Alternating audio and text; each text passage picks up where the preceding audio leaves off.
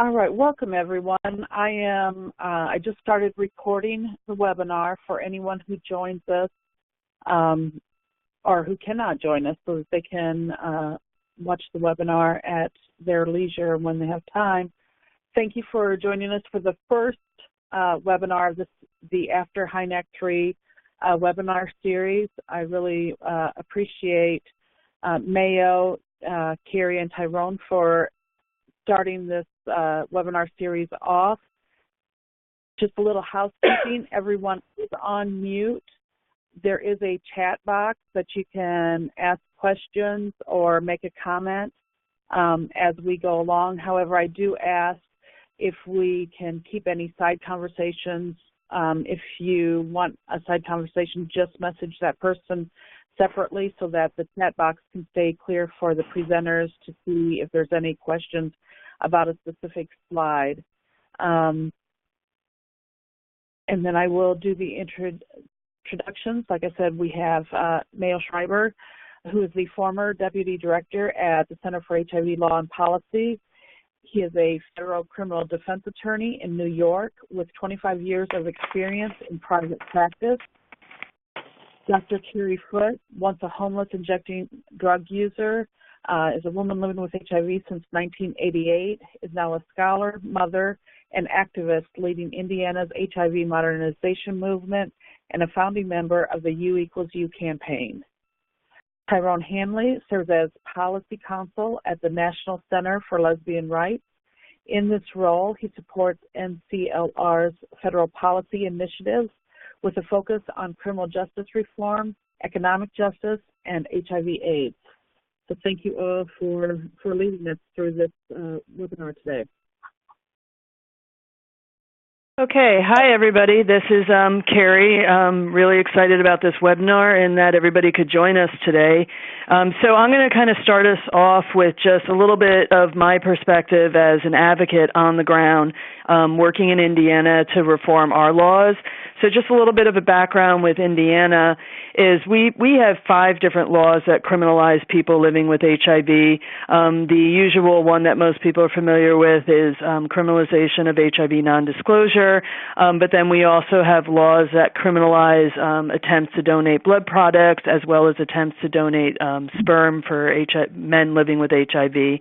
And then we have 2 sentence enhancement laws in our state for our battery by bodily fluid and our malicious mischief by bodily fluid that has sentence enhancement from a misdemeanor charge to a felony charge.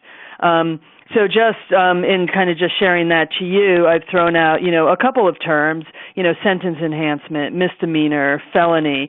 These are all legal terms that those of us who are brand new kind of to advocacy and have absolutely no legal background, it's like, well, what's really the difference between those? And we may have personal experience. Maybe we've been arrested under these laws and we kind of understand them from, personal experience of experiencing the criminal justice system, but it's still confusing to us because a lot of times, we have legal advocates working on our behalf, so we have attorneys working on behalf who tell us not to worry about all the language and things like that. But I found kind of as an advocate on the ground, particularly as a woman living with HIV, it's really easy for me to argue about the science, the science and the public health reasons on why we need reform. But that's only one piece of the argument on why reform is definitely needed when we're looking at ending HIV criminalization across the United States. There's other reasons, and one of the main reasons that often I know I particularly have experienced this as well as people I work with here in Indiana on my network to try to have reform is understanding the criminal justice arguments for reform, which fundamentally I've gotten to a point where it doesn't really matter the science of these laws, that there's this fundamental problem in how these laws were created, that they violate these basic criminal justice principles. Well, to understand how they violate those criminal justice principles, it's important to develop legal literacy, which can be very intimidating, can be very hard if you have no background in anything related to the law, no kind of training. It can be very intimidating. There are big words, there's Latin words, there's all kinds of different things, and we don't know what they mean. So what does basically legal literacy mean? It just means having a basic level understanding of the law and its various components from a criminal justice legal standpoint. And what I find, kind of as an advocate, is that when we, particularly those of us who occupy more marginalized or underprivileged groups, know what the law means to them, we can recognize and challenge the injustices much more forcefully in our advocacy measures. And in Indiana, our laws, another kind of just legal term I'll kind of throw out when you're trying to understand these codes, is our codes are a mix of public health code and criminal code. So in Indiana, we kind of look at that as, well, it's IC 35. And when we see that, that means it's a criminal code. But then some of our laws are linked to IC 16, which in Indiana stands for Public Health Code.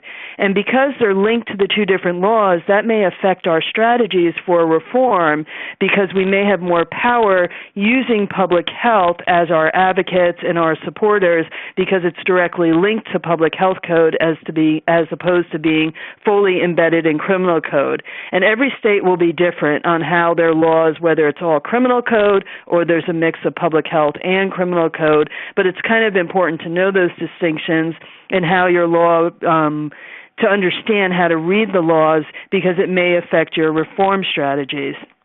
So the other thing I just wanted to point out is, many states do have HIV criminal laws that go beyond the non-disclosure, such as Indiana. We're one of them. We have several laws that criminalize people living with HIV. So it's important when you're developing legal literacy to try to uncover, well, what laws actually criminalize people living with HIV in your state, and how do we understand the basic fundamental legal flaws with each of those laws? Because it may be different. There may be a different flaw from a legal standpoint in, let's say, your sentence enhancement laws versus your non-disclosure laws. And when you develop this legal literacy, suddenly you can argue, here's why these laws are wrong, because it doesn't take into account a person's state of mind, and so on. So my colleagues on this will kind of explain that in more detail. But I've basically found that developing legal literacy and really understanding why these laws are fundamentally flawed from a criminal justice perspective have only served to strengthen my own advocacy as well as people on my network, because now I can, not just talk about the public health arguments for reform, but I can also talk about the criminal justice arguments for reform. And I know what I'm talking about because I've developed this legal literacy. So just real quick before I kind of turn this over I see Tammy posted it in the chat box. We did put together a nice little flyer when we presented this handout at HINAC3 that is just some of the most commonly used legal terms that you will run across when you're working on HIV criminalization reform, just some basic definitions. And then we've also included the different pathways to HIV criminalization reform, whether it's repeal, modernization, etc., that just kind of briefly in a little fact sheet outlines that. So it's just a useful resource that you can have and use in your own advocacy. So I think that's it. Just from an advocacy perspective, I really, feel that on the ground, the more we understand and develop legal literacy, the more traction that we're going to get with policymakers, and the less we're going to need to rely on outside assistance to kind of argue those arguments for us. So with that, I think I am going to turn it over to my colleague, Mayo. Hi, everyone. I'm so glad you're able to join us. Thank you, Carrie, for that great introduction. I'm Mayo Schreiber. I'm the former Deputy Director at the Center for HIV Law and Policy, and currently I am a federal criminal defense attorney in New York.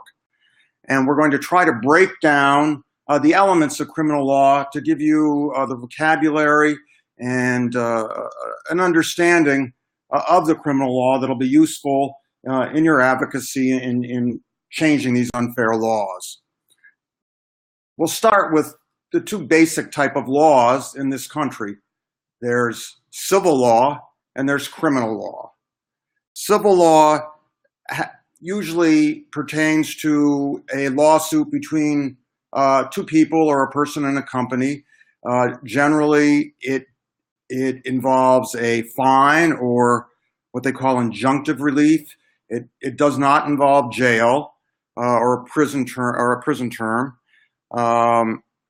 There's a claimant and there's a defendant. These are cases like divorce or when there's property damage, trespass, that kind of thing. On the other hand, there are criminal laws. These are where the state or the federal government sues a individual or, in some rare circumstances, a company, which involve incarceration, a prison term, and also sometimes a fine. These are laws that generally an action is being taken by the government, and they involve crimes against people, but they're also crimes that society says are wrong, or very wrong, and that you should be jailed for. That's something like stealing, robbery, murder, rape, arson, those type of things. So that's your basic two different types of laws in this country. Most of the HIV laws that we'll be talking about today, not all of them, but most of them are criminal laws. They're rooted in the concept of assault or reckless endangerment. If you violate one of these laws, depending on the law in your state, you can go to jail, sometimes for quite some time. We'll talk a little more about that. I'm going to switch to the next slide now. Now I'm going to just talk about the basics of our legal system. The whole thing is very complicated. And as Carrie pointed out earlier, there's this great handout. I highly recommend you look at that. That helps with the terms and with some of these concepts. In the United States, we have a series of parallel legal systems in a sense. Every state has their own laws. The federal system also has laws. So these run at the same time. And then there's also military laws. Nearly all of the HIV criminal laws in this country are state laws. So it really varies tremendously state by state. Some states have specific HIV criminal laws, statutes. There are about 29 states. There are 8 states with sentencing enhancements for criminal convictions. And then there are about 22 states where people living with HIV can be prosecuted under the general criminal laws. There's only one federal law concerning HIV transmission, and that's, as it shows in the slide, donation, sale of blood, fluids, or human tissues. And then the military is a whole different ball of wax. They have their own laws regarding sexual exposure, HIV exposure. I want to point out the Center for HIV and Law and Policy has this fabulous, what we call a source book. It's the criminalization, HIV criminalization in the United States. It has, the laws are laid out for each state. It gives you the exact laws, and there's also a discussion of how those laws are applied. There are also references to specific cases, specific prosecutions in your state. Frequently, there'll be a link to a newspaper article about a prosecution or a legal decision. It's a really tremendous resource, and I recommend that everyone take a look at the law for their state. You can go to the website and you can look up the law of your state, and it's all there. So to be a really informed advocate, it's great to have this at your fingertip. The sourcebook also has, not only does it have the criminal laws and the discussion about that, including any constitutional challenges to these, the criminal laws in the state, but it also talks about, it also discusses and shows you the public health statutes and the regulations imposing penalties or restrictions on people living with HIV or other STIs. Sometimes it can be quarantine, sometimes it can be certain orders for treatment, a whole variety of things, but it's all in the source book. So when you have a chance, take a look at the source book, and as I said, it's a great tool to familiarize yourself with your state law. Can I just add something about the source book, just real quick, just from an advocate's perspective? I can't emphasize probably even more, Mayo said how important it was, but I just want to emphasize, yes, it's an incredible resource, but to also point out, in my work, in my research, it is the only resource out there linked to all the comprehensive laws throughout the United States that is regularly updated. Because sometimes I find that people, like advocates, even on my own group, will stumble across another resource that has summarized the different laws in different states, but it's dated. But this one that the Center for HIV Law and Policy does is regularly updated, and from my understanding, Mayo, it's also a real-time document. So if anybody, an advocate in your own individual state, learns of an update to their laws, you can quickly send that in to CHLP, and they will update their section. It's a living document now that is easily updated, so it has really the most current, up-to-date information with the laws. So I just wanted to emphasize that point, that compared to some of the other resources out there, this is the one I would recommend definitely always going to for the most current information. Thanks, Carrie. That's right. And then also, there are, depending on the state, when the center is able to, it gives you a notification that a law is going to be go into effect at a certain date. Usually after a governor signs a law, it'll be enacted at a certain date. And if the discussion is not there yet, it'll give you the date when that law will be enacted. And then, as Carrie said, once it is enacted and becomes the law of the state, there'll be a revised discussion of what that means. And then Claire had a question. I don't know the answer. I don't know if Tyrone or Mayo, you know the answer to that one in the chat.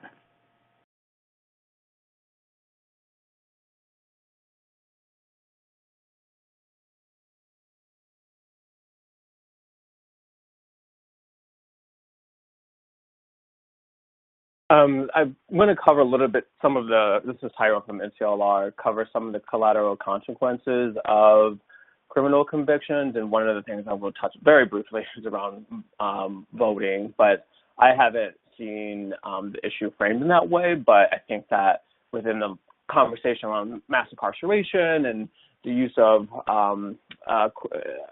criminal histories and tying it to the right to vote, yes, very much it falls within that conversation. Okay, so let's talk a little bit about a crime under the criminal law, obviously.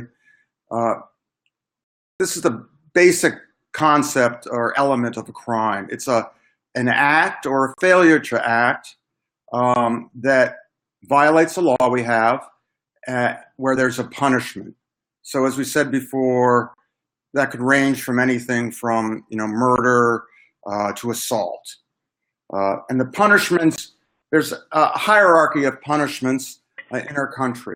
The least onerous crime is an infraction. That's for what the slide says, a petty crime. For example, littering, jaywalk. Usually that's what they call a tap on the wrist. You'll get a small fine, $10, $15, $20. Next up is a misdemeanor. That's a much more serious crime. That's theft, possession of illegal drugs, sex work.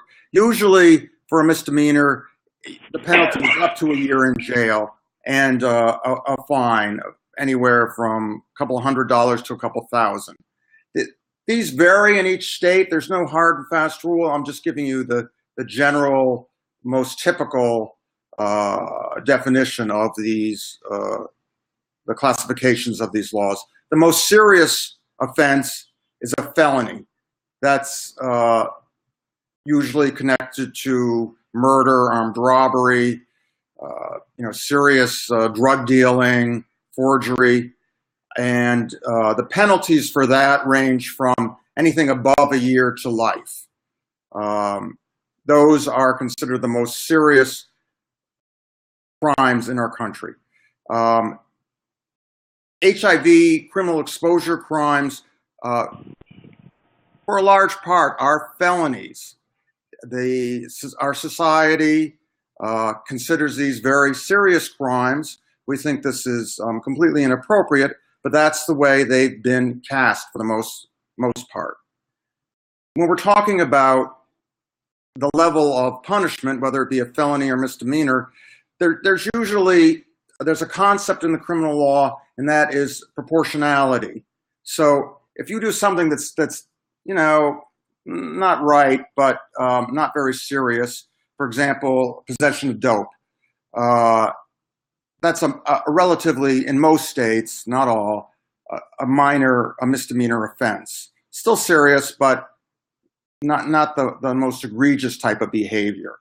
But something that society considers terribly wrong, for example, murder, you can get a very serious sentence. So the length of the sentence parallels the degree that society thinks of the harm, the type of the harm. There's generally a proportionality. And that's something we're going to be talking about a lot more, because something highly unusual about HIV criminal exposure laws is there's a complete lack of proportionality in many states regarding these laws. So let's move on. I think, Tyrone, you're up next. Yes, thank you, Mayo. Hi, everyone. So when we think of punishment for violating criminal statutes, we usually think of the sentencing aspect. So incarceration, fines, community supervision, as Mayo briefly discussed. However, a criminal conviction comes with a whole set of consequences beyond sentencing. Other consequences include under or unemployment, professional licensing, disqualification, prohibition from voting or purchasing firearms, increases in sentences if you have prior convictions, loss of benefits, including public housing and education grants, and deportation.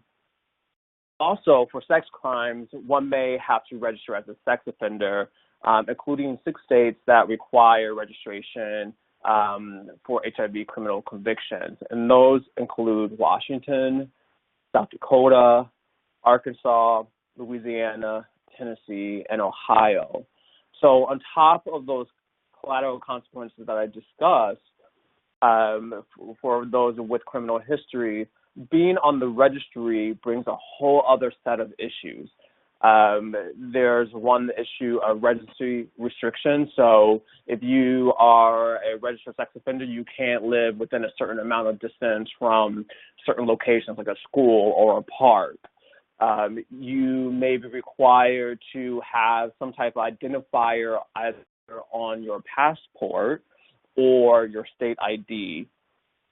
And then also you may have to be required to be on a public sex offender website. There are 2 different systems that people may have to register under. One is registration, which that's typically the list where it's only law enforcement can see it. It's not public.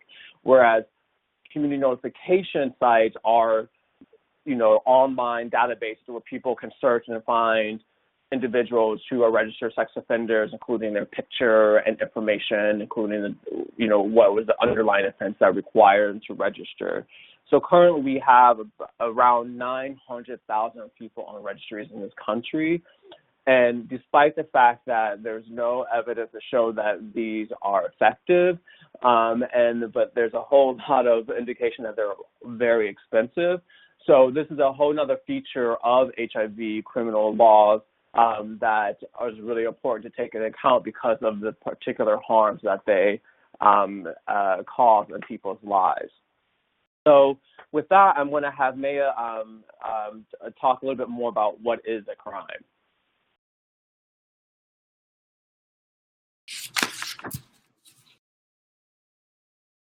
Okay. There are basically, this is yet another subdivision of the law, of the criminal law. There are 2 types of crimes.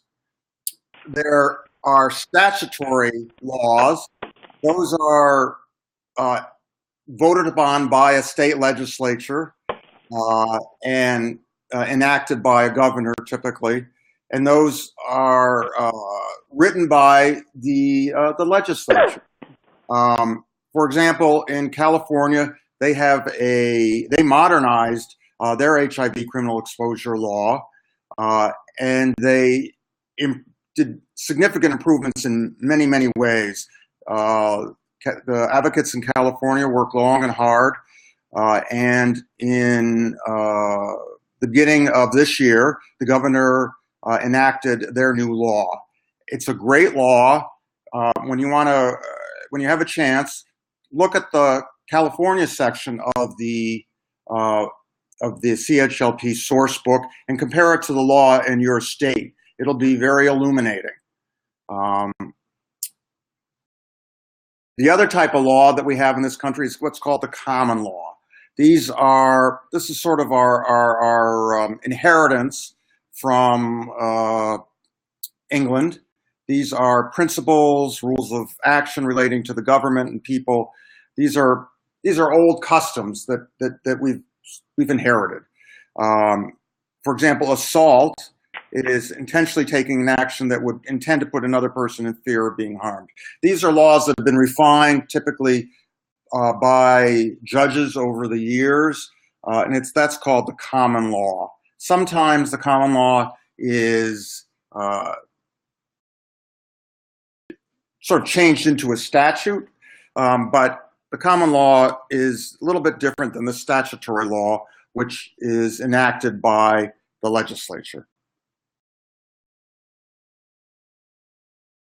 As advocates, you need to think about how you want to challenge the law in your state. There's different ways of going about it. You can seek to completely repeal the law, as Carrie indicated at the beginning of the webinar.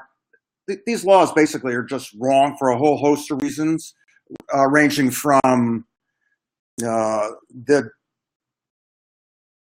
criminal principles to public health issues to who suffers, which groups in our country suffer the most burden under these laws. And so there are a lot of good arguments for just working to repeal them. This was done in Texas in 1994. There's another approach, though, and that's to modernize the law. That's when you have a statute and you want to change the wording of it. And there's some advantages to that. You can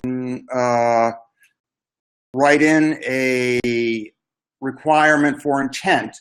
So right now, a lot of the criminal laws, the statutes, there's a very loose type of intent.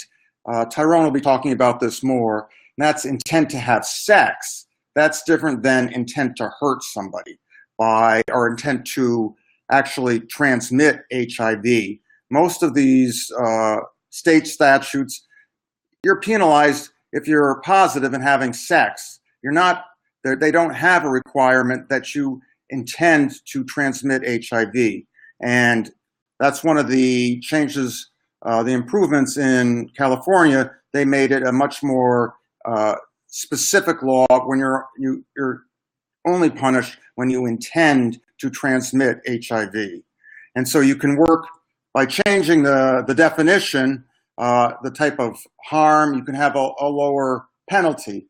The penalties for the HIV criminal exposure laws are varied. For example, we'll be talking more about Missouri. There, it's quite severe. I think it can be 15 years imprisonment. Other states, it can be 10 or 5 years, depending on the state. But if you modernize the law, you can reduce the penalty for the violation of the law, and you can also change the intent requirement. Another thing you can do is change the definition of the disease we're talking about. Right now, a lot of these laws are HIV specific.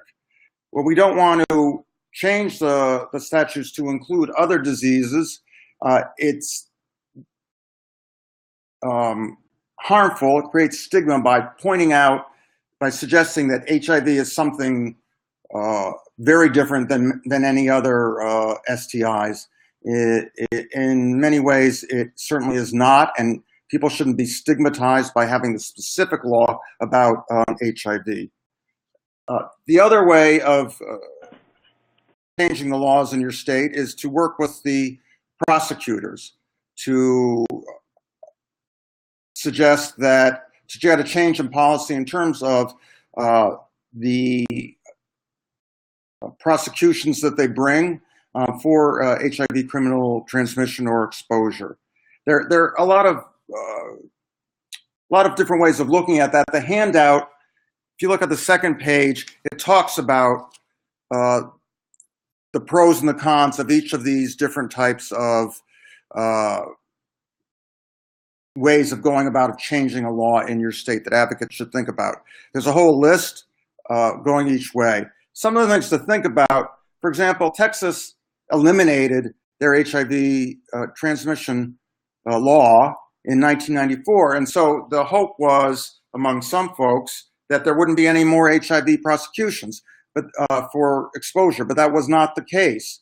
The prosecutors used their common law, they charged assault, or they charged more general criminal laws. And so it didn't really change the number of prosecutions.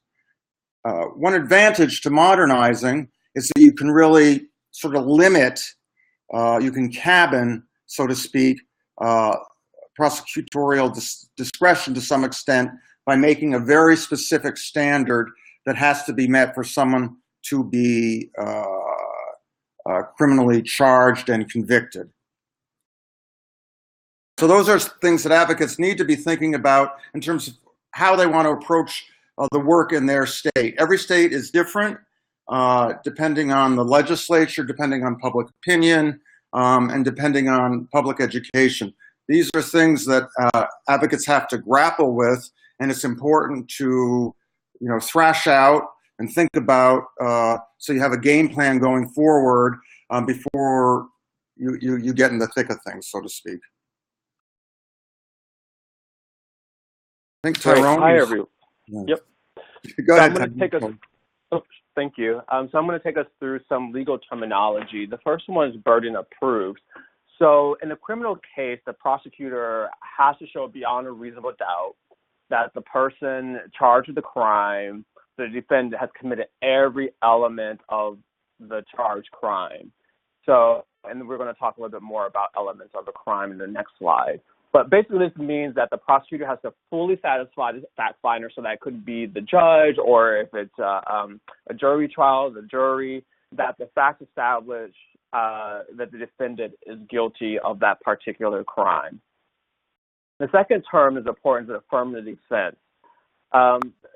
This is a defense, for example, self-defense, that the defendant must prove to defeat a conviction.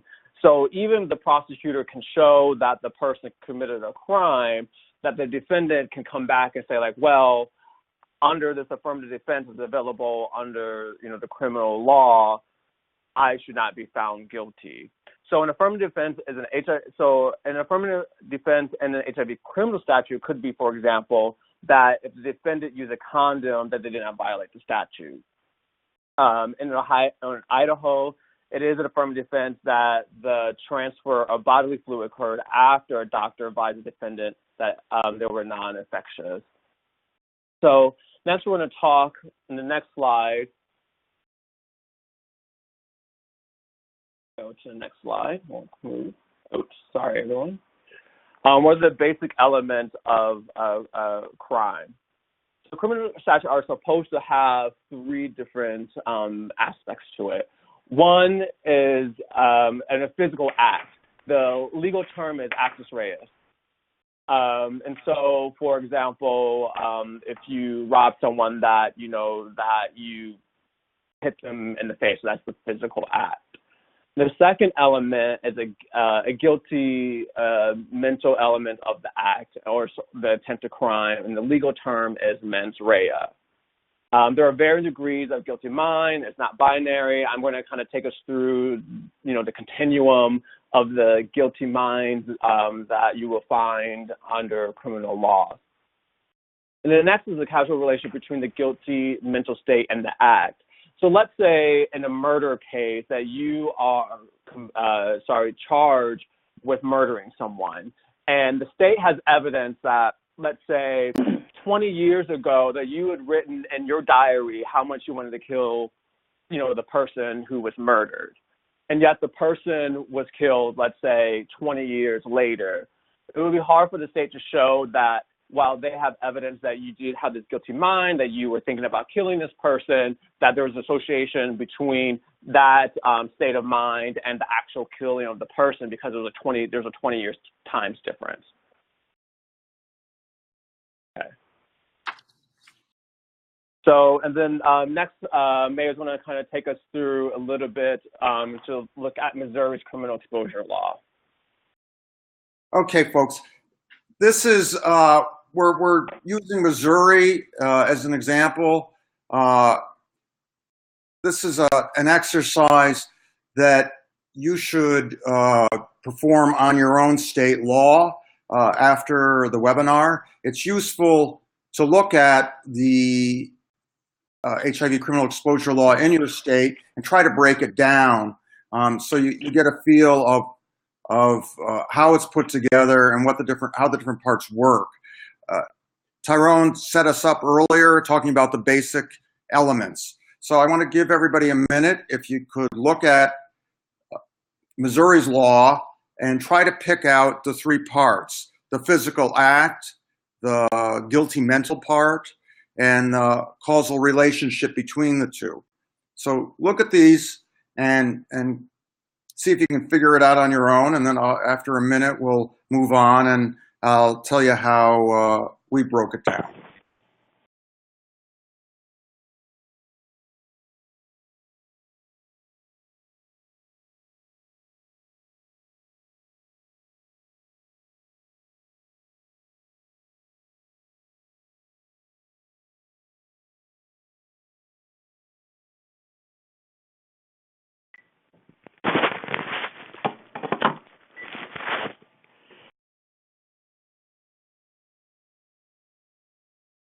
Okay, here we'll go. And the next slide shows you the different elements of the Missouri statute, their HIV exposure statute. So the first part is the act, the unlawful physical act, the actus reus that Tyrone talked about. And that's where a person exposes another person to HIV without their knowledge and without their consent. That's part of the act. The other part of the act is that the person has to have contact with blood, semen during sexual intercourse. Then we want to think about, well, what's the guilty mental part, the mens rea? Here, the actor, the defendant, has to act recklessly. As you'll see in the handout, recklessness is generally defined as you disregard a substantial and unjustifiable risk of what you're aware of. The other part of the mental state is that the defendant or the actor has to know that they were HIV positive and that they knew this before they engaged in the sexual act. And the harm that's delineated in the statute is the risk of infection to another person through HIV transmission. So those are the three different elements in this statute in Missouri. And it's really good if you can look at your own state and break it down, because it'll help you understand, for example, the intent requirement, whether it's intent to have sex while positive or whether it's intent to transmit HIV. Whether there's a harsh penalty, proportional penalty for transmission versus exposure, and what types of sexual acts, for example, they talk about.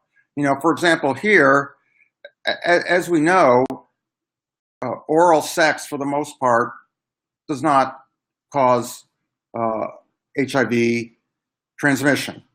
But even if you engage in that, under this statute, you can be severely penalized and sentenced for a long time. So that's Missouri. I think Tyrone is going to talk a little more again about mens rea. Yeah, so we're going to take a deeper dive into this concept of mens rea. For those of us who, went to law school, it is a difficult concept to fully grasp. And so if you are struggling, you are not alone. So it's okay to ask questions. So please do if you have any. So as I mentioned, most crimes require an element involving a person's state of mind at the time of the crime. So the main categories of mens rea include general intent, which is when the state must show that the defendant had the intent to do the unlawful conduct. For example, having sex with someone without disclosing one's known HIV status. The other is specific intent, which is the intent to accomplish the prohibited outcome, for example, the killing of another human being. Or, for example, the intent to transmit HIV.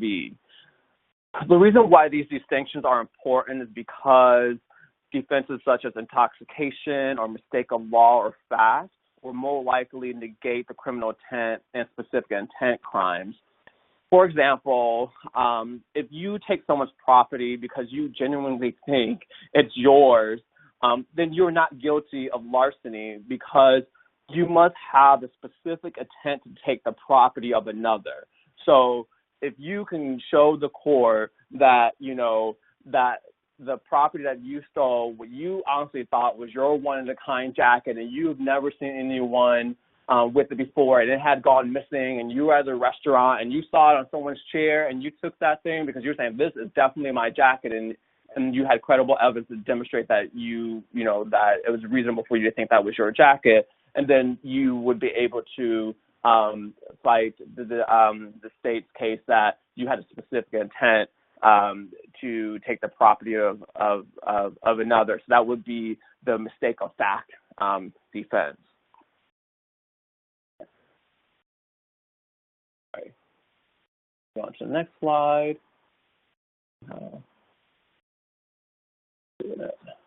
Okay, here we go. So as I was saying earlier, the concept of mens rea is not a binary. There's a continuum of the types of categories that the state may require under a criminal statute. So there are a number of them, and it's actually really important to take into account. There's one special one, and that's called strict liability. And the reason why it's called strict liability is because there's no element of mens rea. So regardless of what you were thinking at the time of the crime, that if the state can prove that you engaged in a particular physical acts that are outlawed, then you are guilty of that crime.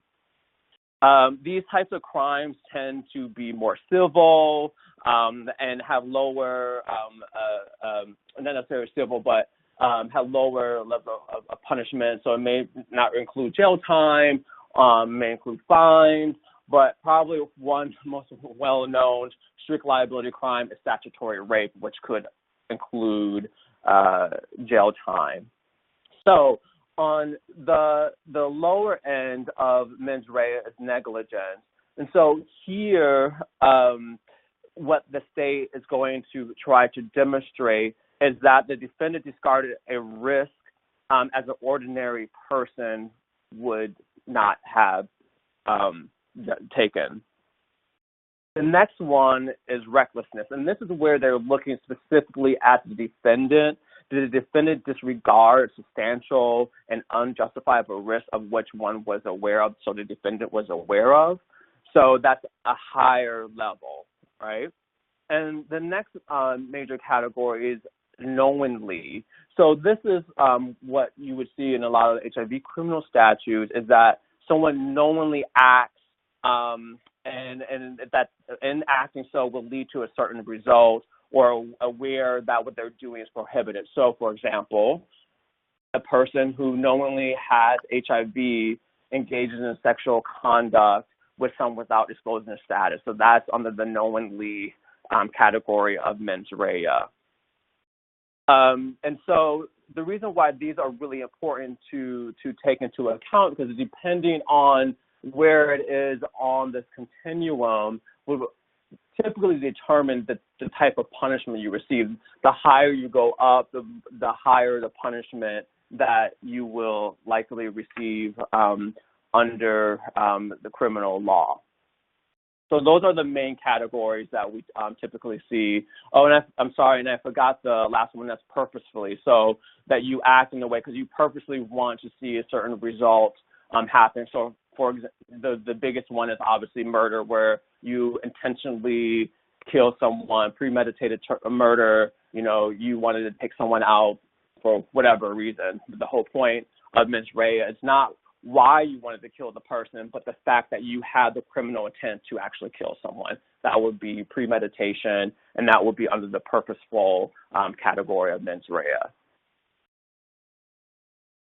All right, so we're going to go back and talk a little bit, take a little bit closer look at Missouri's HIV exposure statute. Pardon me. So now we kind of want to talk about strict liability. Yeah, I mentioned that briefly at the beginning of the, I talked about the last slide, but I can revisit it. And so strict liability, again, is crimes in which there is an mens rea requirement. And so in those cases, the state wouldn't have to show that you had criminal intent. They would just have to show that you engaged in the outlaw physical conduct that, you know, whatever the strict liability crime may be. So again, one of the probably the most well-known strict liability crimes is statutory rape, because in those cases, whether or not you thought, you know, this person, you know, the individual was of age, the state doesn't have to show that you thought that they were, you know, above the age 18. All the state will have to show is this person is a minor and that you had sex with that person, and therefore you would be held guilty of statutory rape in that jurisdiction. All right. So now we're kind of taking a closer look at these elements of crimes. Let's take a closer look at Missouri's HIV exposure statute. So one of the interesting things about the Missouri exposure statute is that the intent that is outlawed there, that is a part of the criminal intent element. What makes it punishable is that you had an intent to engage in sexual conduct as an HIV person. There's no need to show that you had the intent to transmit HIV to your sexual partner. The state merely has to show that you knew that you had HIV, so they would have to, you know, have some type of medical records or some indication that you knew that you had HIV at the time that you had sex with someone, and then you didn't disclose that to that person. So what I think is really interesting, so one, this makes it a general intent crime, right? Because it's you knowingly engage in an activity that was outlawed, so it is a general intent crime. So while it's not a strict liability crime, it begins to feel a little bit more like strict liability because, again, what's basically being punished is having sex as an HIV positive person. And particularly when you take into account that in these cases that it's going to be one person's word against another. And so while it's not a strict liability crime, it can definitely flirt along the lines of strict liability type crimes, which is particularly problematic given the type of punishment that one can receive under these criminal laws, particularly like in a state like Missouri. And it's also really important when you're thinking about this this aspect of the Missouri statute is that reckless behavior is defined as disregarding a substantial and unjustifiable risk. Yet, we know that transmission of HIV is negligible for oral sex and very low for sexual intercourse, neither of which is substantial. but under the criminal statute, they defined what medical science would say is not substantial as substantial. And so again, it begins to have begins to start feeling more like strict liability, even though it's more of a general intent crime. So another example is that the Missouri statute does not limit circumstances in the state where the state can prosecute someone. So they don't have affirmative defenses. So if you have sex with someone and you don't disclose your HIV status, and you are undetectable, or the person's on PrEP, or other situations where that would reduce the likelihood of transmission of HIV, one cannot raise those defenses in the state of Missouri because they simply just don't care. What they care about is, did you, as a person who knows you have HIV, did you disclose to your sexual partner before you engage in sex? And so hopefully that begins to help you to understand why statutes like Missouri's are so problematic now that we have a better understanding of what general criminal laws require, and that HIV exposure laws run amok of what would be traditionally seen as what's expected from criminal laws. Okay. So now let's take a closer look at California, as Mayo explored a little bit early in our presentation. Some of the things that you would notice about California's law is that there is, and it says actually in the statute, a specific intent to transmit. So again, the state would have to show beyond a reasonable doubt that you have specific intent to transmit HIV to someone. One of the interesting things around intent is that unless you have some way to read someone's mind, you actually don't know what someone is thinking. And so you have to use a lot of circumstantial evidence to indicate what was going on in someone's mind. So this is really difficult to prove, and why it is so important that if we're looking at reforming our laws, that we include a specific intent element in there, because again, it makes it that much harder for the state to prove, because if they don't have specific intent, all they basically have to show is that you knew that you're HIV positive and you had sex with someone, and a complaining witness that says this person did not disclose their HIV status to me. And so that's one of the important features of California's HIV criminal law. Another really important feature is that it limits cases where the state can argue intent. So it basically, it reduces the universe, the types of situations explicitly where the prosecutor can't come in and say, this person should be charged under California HIV criminal laws. Another thing that's really interesting about California's law is that you see this little last provision, starting with practical means to prevent transmission, is that one, that this provision is not exhaustive. The state indicates that, these are some of the situations where the defendant took practical means to prevent HIV transmission, but it's not all the situations where the state, where this is the case. Another thing that's really great about the California law is that it doesn't, one of the situations where it would exempt someone from being criminal liable is not about requiring them to be undetectable, but it just shows that they have engaged in good faith compliance with a medical treatment regimen. And one of the reasons why this is important is we know that not everyone who sees their doctor regularly can get to undetectable status, and so this is really really helps out those individuals who do everything they can to follow their doctor's orders around their HIV treatment, and they would also qualify for this exemption under California's law. So these are some of the things that are standouts in California's criminal law. So I'm going to stop there, and then we next have a Q&A section, because that was a lot of information.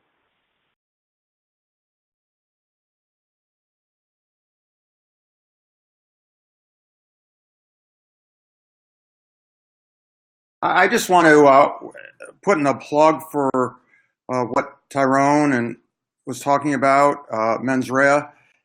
It's a very complicated concept, but it's very important. And I really encourage all advocates to study it a little bit and think about it.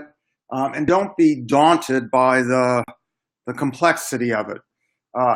As Tyrone, Carrie, or many of you I'm sure know, in talking with members of the legislature in your own states, a lot of the members of the legislature don't understand this. So you really can get a leg up as advocates if you understand the basic elements of the law, if you understand proportionality, if you understand mens rea, intent, these different terms. It really helps and will improve your advocacy greatly.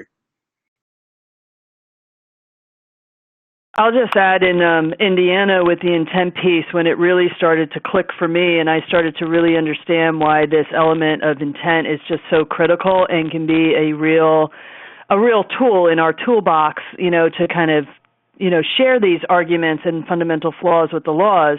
So, one thing in Indiana, we do have laws that criminalize people that attempt to donate blood products while knowingly HIV positive. Well, the intent there, and what we find is they're arrested under attempts to donate plasma, and you get like $30 or $40. The intent is they're trying to get money for whatever reason. They need the money. They're desperate, whether it's, unstable housing, food insecurity, paying off a debt where they're being threatened by somebody who's threatening physical abuse or violence against them, or they have, substance abuse challenges. The intent is not to harm the public's health, and there's actually is no way they could even harm the public health because the FDA protects the blood supply. But the intent thing is in their mind, they want the $30, and that's why they're doing it, and that's the intent piece. And to try to kind of understand that can kind of show, that's they're not meaning to harm anybody in any way, shape, or form. And the same thing with non-disclosure. All of us have most of us have non-disclosure laws in our state, and reasons for non-disclosure are so varied on why somebody may not disclose their HIV status. The least of them is the intent to harm their partners. And research has shown that, that basically there are maybe one or two documented cases where people have really said that that person actually intended to transmit HIV. And even in those circumstances, it's been believed that there's some kind of unmet mental health challenge that the person is also still dealing with. So understanding that intent piece can really be and being able to articulate and explain how your laws fundamentally violate that mens rea piece can be a really just strong tool in your toolkit in arguing and moving forward and that sort of thing.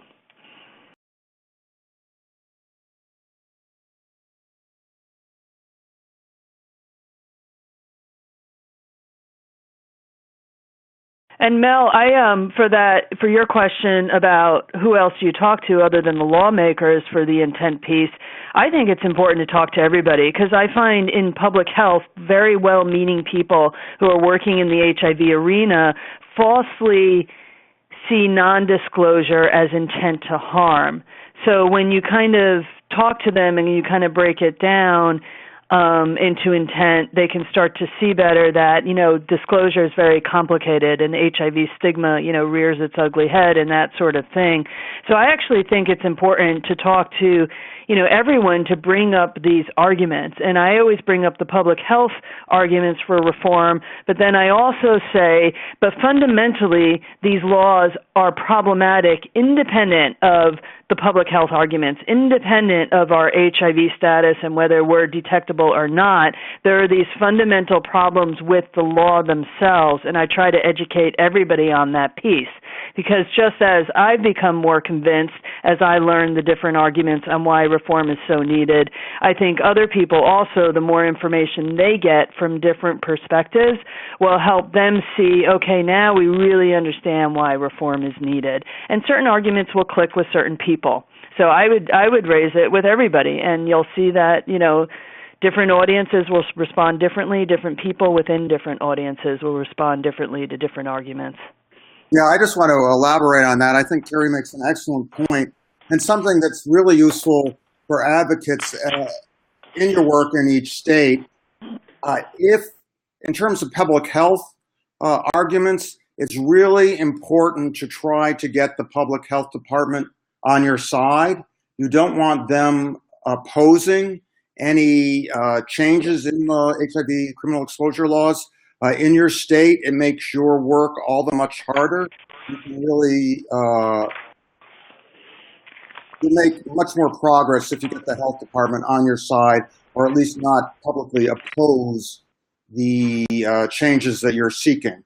The other group, everybody needs to be engaged in this discussion, but another tough group are prosecutors. If you can educate them about why these laws are wrong, it will be very useful in terms of working for change in your state and the legislature. There was something very interesting happened. You may be familiar with the case of Michael Johnson in Missouri. Michael was charged with HIV exposure. He was a college student. There are a whole lot of issues about the case, but in the original trial, he was sentenced to more than 30 years, which was a draconian, completely unfair sentence. The case was appealed.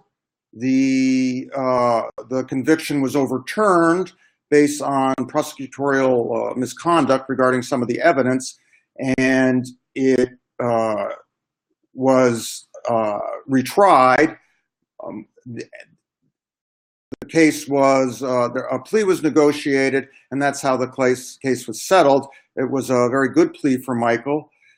He was sentenced to 10 years as opposed to more than 30 years. But interestingly, there was Missouri advocates pressed the legislature. They pressed different, they spoke out in the media.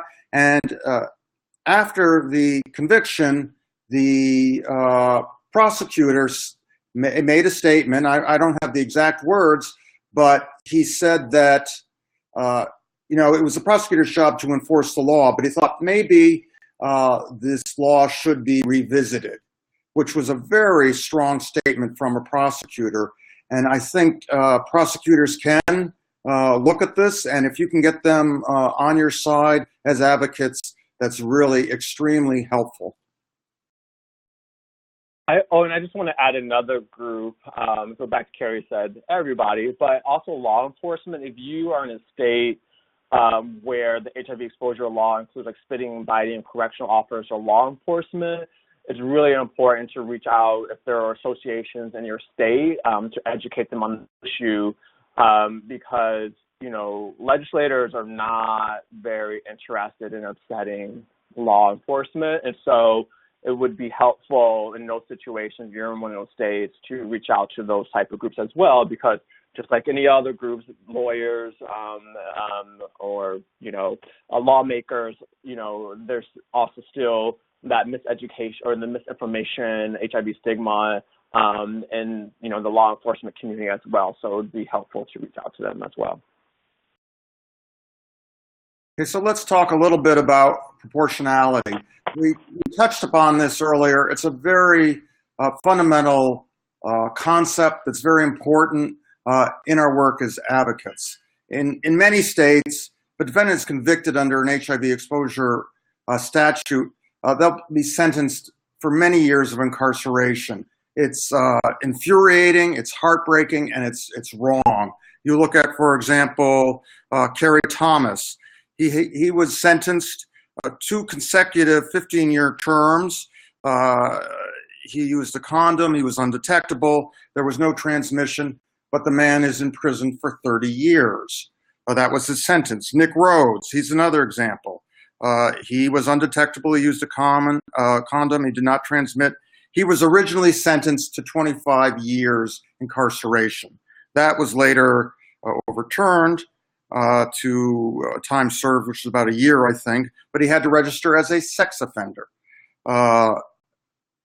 Michael Johnson, as I mentioned earlier, he was sentenced originally to more than 30 years in jail for HIV exposure, HIV transmission. What's so wrong about these laws is that in all these cases, there was an intent to have sex, but not an intent to transmit. So as we spoke earlier, in the criminal law, if you intend to do something really bad, for example, murder somebody, then it's proportional that you get a more serious sentence of however many years. If your behavior isn't intending to cause harm, but you're, for example, reckless, the sentence should be proportionally less. But that's not the case with HIV criminal exposure statutes. There's no proportionality. There's a complete disconnect between the intent requirement and the severity of the sentence. As we know now, HIV, well, it's a serious disease. It's a manageable disease. It's a chronic disease. And people living with HIV will have their life expectancy approaches that of, if not the same as people without HIV. And so it's not, if somebody acquires HIV, it's not murder. It's a serious issue, but it's not nearly as harmful as, example, somebody being, really physically harmed or murdered, something like that. And that's something we need to think about when we examine the laws in our own state and work to change that. We're going back to Missouri because Missouri is a particularly egregious example of this. And so as advocates, as we've been talking about, there are two things you need to look at when you look at the law in your state. You look at the length of the punishment and you look at the intent, the mens rea that's required. So let's look again at Missouri. And what we're going to do is compare Missouri's HIV exposure law to some of their other laws. And I want you to think about, is this fair? Is this proportional? So in Missouri, if you expose someone to HIV, it's a Class B felony. If you transmit HIV, it's a Class A felony. So keep that in mind. Okay, these are the terms of imprisonment for these classes of felonies. And A is 10 to 30 years, B is 5 to 15, C not to exceed 7, D not to exceed 4 years. So then let's look at some of the other criminal laws in Missouri and see if they compare to the harm done by HIV transmission or, quote unquote, exposure. So let's look at driving while intoxicated. So this is, drunk driving. You operate a car, you're drunk, and if you're drunk while driving and you cause the death of someone, that's a Class C felony. If you cause the death of 2 people, it's a Class B. So let's compare those punishments. This is for negligence, causing the death of somebody, to HIV exposure. Okay, so the drunk driving, the death of 1 person doesn't exceed 7 years. You kill somebody while you're driving drunk, you can't get a punishment that's greater than 7 years. If 2 people die, it's 5 to 15 years. For mere HIV exposure, you don't transmit, you get 5 to 15 years, a sentence of 5 to 15 years. Does that seem proportional? There's been no transmission, the other person is not physically harmed, but the defendant can be incarcerated for 5 to 15 years. Compare that to killing someone through negligence, you don't get a sentence of more than 7 years. That's not proportional. It's the same for HIV transmission. As I said, HIV is a manageable chronic disease. You can get, if somebody has been proven in Missouri to have transmitted HIV, you can get 10 to 30 years or life imprisonment. Again, drunk driving, causing the death of 1 person, that's 7 years. There's a complete lack of proportionality here. Let's look at some of the other Missouri laws.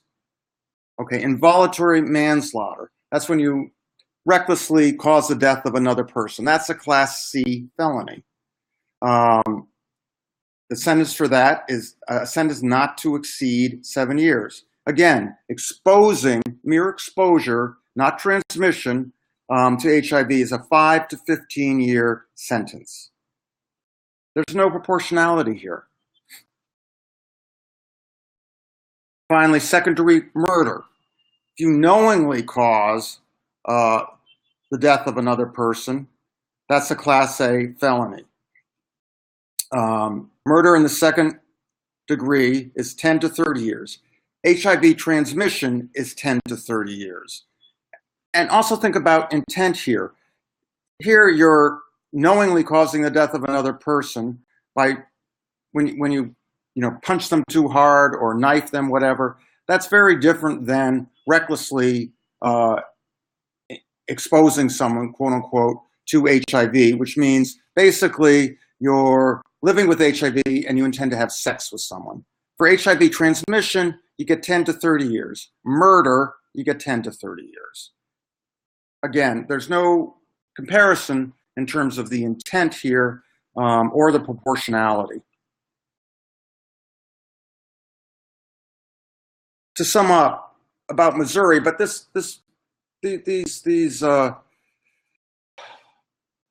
concept is equally applicable, most likely, to the law in your state. That's why you need to look at the law in your state, look at the punishments, compare it to the other crimes. But in Missouri, the HIV Exposure Statute provides really harsh punishment, but it only requires minimal culpability.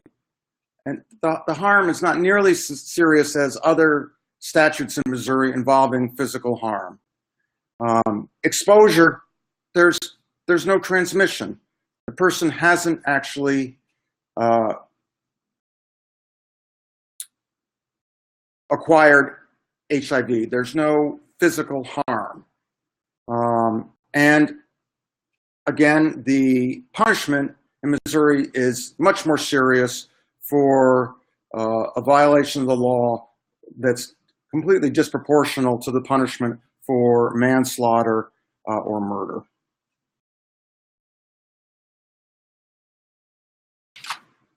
So again, just to summarize, I really encourage you, I'm sure perhaps you've done this already, but it's really important in terms of your advocacy to look at your state law, look at what the punishment is, look what the intent is, and compare it to other laws in your state. And as you become more familiar with the different terms, it'll be really helpful in your advocacy work. And again, I encourage you to look at the handout. It summarizes the terms and some of these different arguments.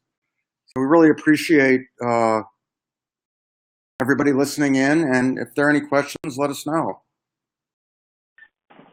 Thank you so much, Mayo, Tyrone, and Carrie. I really appreciate it. Right now, I am going through and I am promoting everyone to presenter. So if you would please mute your phone if you're on your phone and your computer so there isn't feedback. But we wanted to offer time for open discussion. I think I have a majority of people unmuted. So please speak up and let us know, or if you are on your phone and your microphone or something doesn't work, type your question in the chat box as well.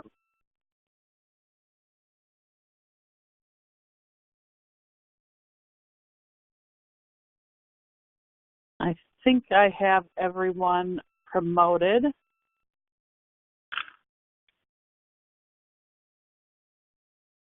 Are there any questions?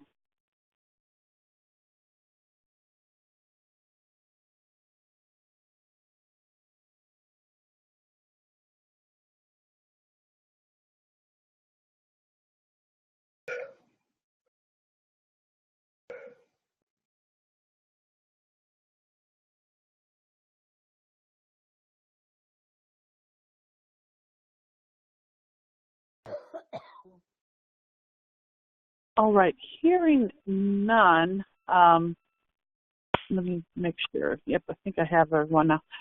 I want to thank the three of you so much for leading this webinar. I knew we had incredible workshops and presentations at the Training Academy, but this just solidified how great the program was, and I can't tell you how much I appreciate you giving us more time by leading this webinar today. I also encourage, and I will, when I send out the link for the recording so that you can share this webinar with your networks and your colleagues, I will share the link to the fact sheet or the worksheet that they created, and it is fantastic. That I encourage everyone to also share with their networks and your state advocacy coalitions as you move forward. So just to leave a few more minutes, if you are trying to speak, you might be on mute. Hello?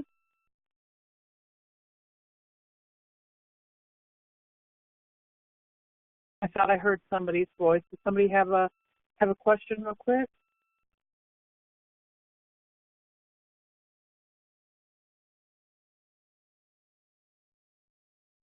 Okay, while I'm going to forward this on, I also, so I'm sorry, I don't know if I finished that thought.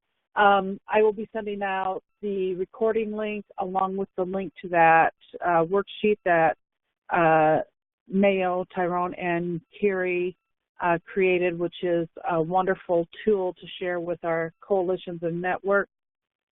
Also, to encourage you, every 3 weeks we will be hosting a different webinar for the After HINAC3 webinar series. The next one will be on August 22nd, Bird Dogging Tactics 101 for HIV criminalization reform advocates, and then 3 weeks later it will be the Network Empowerment Project that Cindy and Ken will be leading that conversation in that webinar.